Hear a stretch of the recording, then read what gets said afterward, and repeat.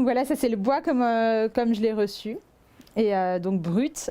Et pour faire ressortir un peu plus les veines, je suis venue le brûler dans un premier temps. Et après, en fait, pour celui-ci, j'ai appliqué une couleur, voilà, pour faire ressortir un petit peu le tout. C'est dans ce village de Mont-de-Lan, vers les Deux Alpes, que Laetitia joue avec la matière. Et son petit chouchou, c'est le bois. Laetitia est artiste muraliste. Avec ses animaux sauvages et autres créations, elle insuffle une nouvelle jeunesse et vitalité aux planches. C'est d'inscrire le bois dans le durable et puis de lui donner une dimension artistique, de donner un peu une âme, une ambiance ou du caractère à des choses devant lesquelles on passe tous les jours. Des fois aussi, je peux récupérer par exemple des volets, des maisons quand on les change parce que leur fonction est arrivée à bout, mais qu'ils font partie de l'histoire de la maison. On en fait un objet de décoration autrement, donc voilà, on ne jette pas et on en fait quelque chose de beau.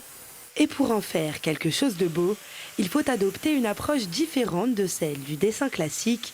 Plutôt que de travailler d'abord sur les ombres, avec le bois, la clé est de creuser pour trouver la lumière.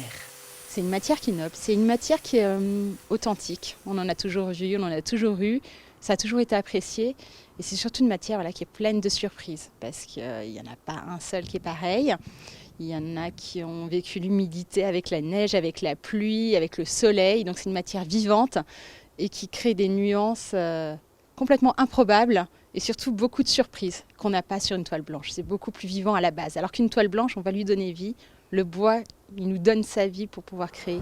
Également peintre sur toile, mur, placo, béton, les talents de Laetitia sont pluriels, mais l'artiste, elle, reste singulière.